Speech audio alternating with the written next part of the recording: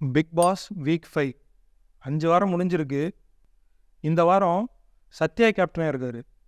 பாருங்களேன், மாற்றி மாற்றி இந்த சத்யா, இந்த தர்ஷிகா, இந்த முத்துக்குமரன் இவங்களாக தான் கேப்டன் ஆகிட்டு இருக்காங்க. ஏன் மற்றவங்களாம் ஏன் ஆக மாட்டுறாங்க? ஒழுங்காக பெர்ஃபார்ம் பண்ணால் அடுத்ததில் நாமினேட் பண்ண போகிறாங்க. ஒரு வேளை நாமினேட் பண்ணுறதுலேயே இவனுங்க பாலிடிக்ஸ் பண்ணுறானுங்களோ இருக்கலாம். கேர்ள்ஸ் டீமுக்கு நம்ம ராணவ் போயிருக்காரு. பாய்ஸ் டீமுக்கு ஜாக்லின் போயிருக்காங்க. ஜாக்லினோட பிளானோட போயிருக்காங்க.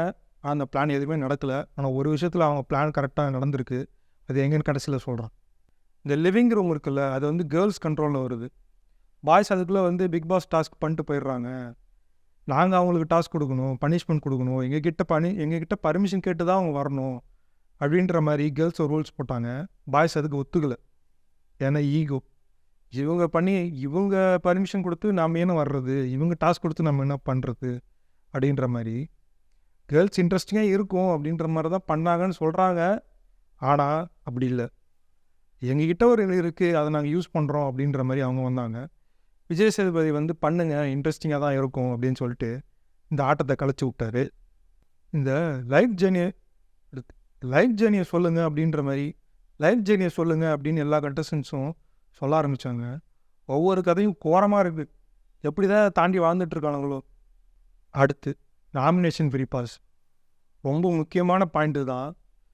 இந்த நாமினேஷனுக்கு ரஞ்சித்தை சூஸ் பண்ணிடுறாங்க. தேவையா? தீபக்கை சேவ் பண்ணுங்கடா. தீபக் அழகாக சேவ் பண்ணுங்க. தீபக் தான் உங்களுக்கு ரொம்ப தேவை. ஜாக்லின் வந்து ரஞ்சித்தை நாமினேட் பண்ணுறாங்க. உங்களுக்கு ரஞ்சித் இல்லைனா உங்கள் டீம் ரொம்ப வீக் ஆகிடும், என்டர்டெயின்மெண்ட் ரொம்ப குறைஞ்சிடும். ஜாக்லின் நல்லா மேனிப்புலேட் பண்ணுறீங்க பாய்ஸ் டீம். அப்புறம் இந்த லெட்டரை எழுதுங்க மற்ற கண்டஸ்டன்ஸ்க்கு, உங்கள் மனசில் இருக்கிறத எழுதுங்க அப்படின்ற மாதிரி எல்லாரும் எழுதியிருக்காங்க. நீங்கள் இதை மாற்றிங்கன்னா அதை மாற்றிங்கன்னா உங்களுக்கு பிடிக்கலன்னு எழுதியிருக்காங்க. நம்ம விஷால் சௌந்தர்யாவுக்கு எழுதியிருக்காரு. லெட்டர் எழுத சொன்னால் லவ் லெட்டர் எழுதுரு நீ. டைமிங்காக, நல்ல டைமிங்காக, ஃபன்னியாக.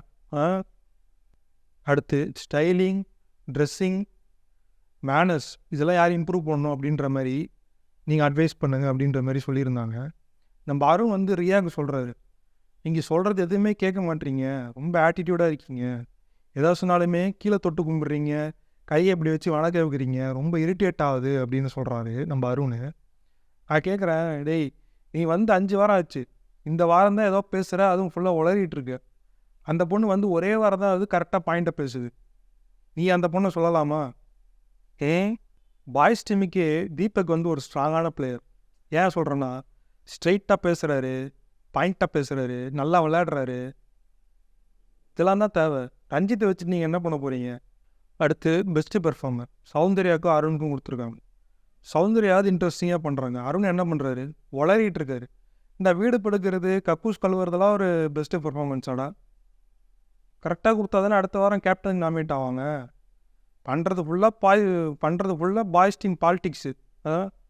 அதனால தான் இந்த சத்யா, முத்துக்குமரனை தவிர வேறு எவனுமே வர்றதில்ல. அடுத்து நம்ம விஷால் வந்து சௌந்தர்யாவை ஏதோ சொல்லிட்டாராம், கேரக்டர் அசாசினேட் பண்ணுற மாதிரி. நம்ம விஜய் சேதுபதி கரெக்டாக பிடிச்சி, உனக்கு தைரியமாக இருந்தால், கட்ஸ் இருந்தால் நேராக சொல்லு, ஏன் பின்னாடி சொல்கிற, தப்பாக போட்டுறே அது அப்படின்னோடனே நம்ம விஷால் பதுங்கிட்டாரு. பார்த்துப்பா, நேராகவே சொல்லுப்பா, ஒன்றும் தப்பு இல்லை. நம்ம எதிர்பார்த்த மாதிரியே சுனிதா எலிமினேட் ஆகிட்டாங்க. எனக்கு என்ன வருத்தம்னா, ரஞ்சித்தில் எலிமினேட் ஆகிருக்கலாம், அதுக்கு முன்னாடி சுனிதா அனுப்பிட்டாங்க. சரி, ஓகே போகலாம்.